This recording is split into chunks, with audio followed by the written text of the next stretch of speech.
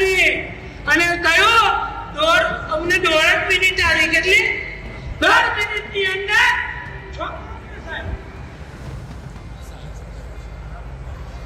છત્રી કરોડનો પુલ પેન ઉપર સહી કરી દીધી અને તનાતન મોદી સાહેબની સરકાર કહેવાય અને આ એમપી નું બજેટ બી દિલ્હીમાં બહુ પડે છે।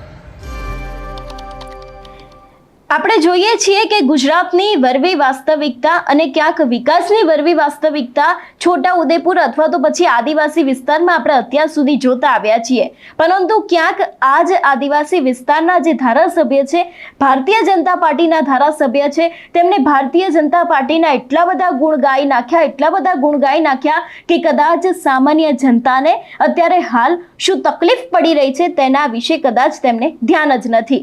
શું છે સમગ્ર વિષય જોઈશું આજના વિડીયોમાં। નમસ્કાર, હું હંસિની અને તમે જોઈ રહ્યા છો નિર્ભય ન્યૂઝ। કહેવાય છે કે ભારતીય જનતા પાર્ટીના અનેક એવા નેતાઓ હોય છે જે નેતાઓ બોલે તો છે પરંતુ એની પાછળની વાસ્તવિકતા શું હોય છે એનું ધ્યાન કદાચ તેમને હોતું નથી। આજે વાત કરવી છે મારે ભારતીય જનતા પાર્ટીના ધારાસભ્ય અભયસિંહ તડવી વિશે, જે જાહેર મંચ ઉપરથી એવું કહી રહ્યા છે કે 1.5 મિનિટમાં કોઈ પણ કામ થઈ જાય છે। શરૂઆતમાં લોકો અમને કહેવા આવતા હોય છે પરંતુ એ બાદ તે લોકોના કામ થઈ જાય છે, પરંતુ ક્યાંક અભયસિંહને એ નથી ધ્યાન અથવા તો તેમને એ નથી ખબર કે છોટા ઉદેપુરમાં અનેક એવા વિસ્તારો છે, અનેક એવા આદિવાસી પટ્ટાઓ છે કે જેમાં લોકો હજી પણ પાણી માટે વલખા મારતા હોય છે।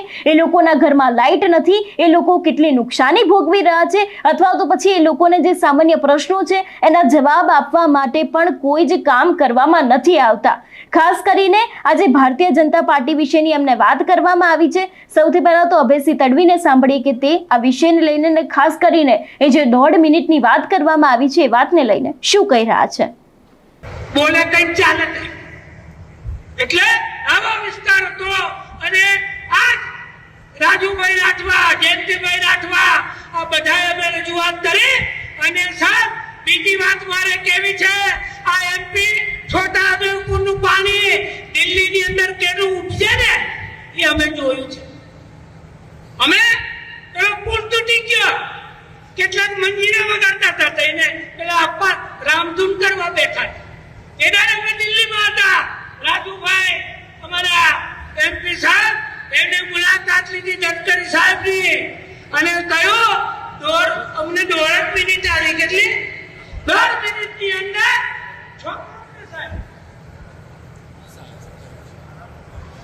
છત્રી કરોડનો પુલ પેન ઉપર સહી કરી દીધી અને તનાતન મોદી સાહેબની સરકાર કહેવાય અને આ એમપી નું બજેટ બી દિલ્હીમાં બહુ પડે છે।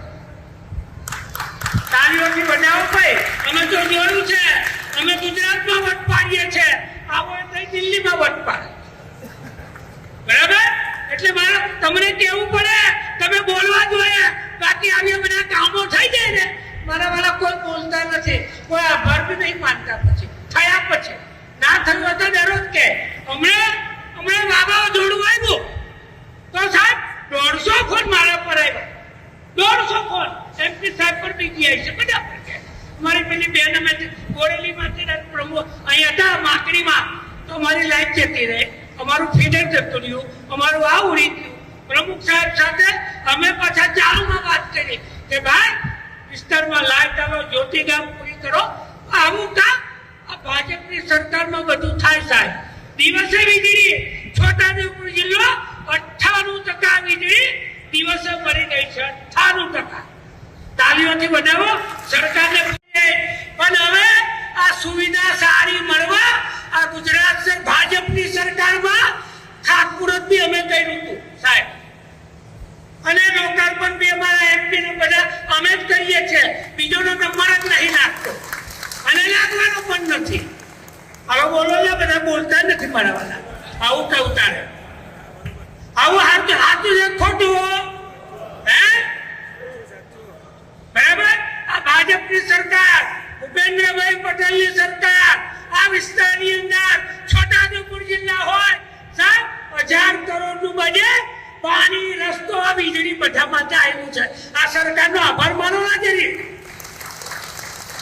તો આ કામ આ ભાજપની સરકારે કર્યું છે ભાઈ।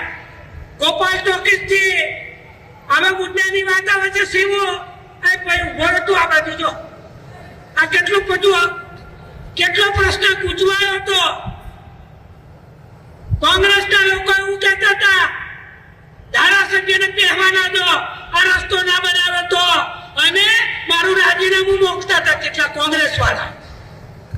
હવે કેવું છે ભાઈ, વાઘ મારે વંતરીને ફોટા પડાવવા ફોટા. હવે રસ્તો મેં બનાવ્યો અને મારા બેટા ફોટા પડાવવા આવી ગયા હતા. આ અમારી રજૂઆત છે. રજૂઆત કેટલાક લોકો રસ્તો આપતા નતા. આ શિવ માનવન અને અમે જાતે ઉભા હતા અને આ રસ્તો ક્લિયર કરાવ્યો. આ કામ આ ભાજપની સરકાર. મારે એટલે બોલવું બોલે છે ને બોલ વેચાય ભાઈ. બોરેલીની જનતાને અમે બધું બોવાયેલું છે, પ્રેસ વાળા લેજો છે ને આ બધું બોલજો, આ કામ કરીએ છીએ. આ બોરેલી જોરદાર બનાવી દીધું. પાણીની વ્યવસ્થા, આંતરિક વ્યવસ્થા, રસ્તા, આ બધું ધારાસભ્યને બધા અમે કરીએ છીએ.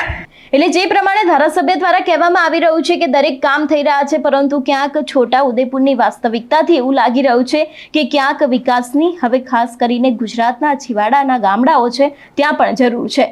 તમારું શું માનવું છે આ વિષયને લઈને અમને કમેન્ટ કરીને ચોક્કસથી જણાવજો. તેની સાથે જ અમારી ચેનલ નિર્ભય ન્યૂઝને લાઇક, શેર અને સબસ્ક્રાઇબ કરવાનું ભૂલશો નહીં. નમસ્કાર.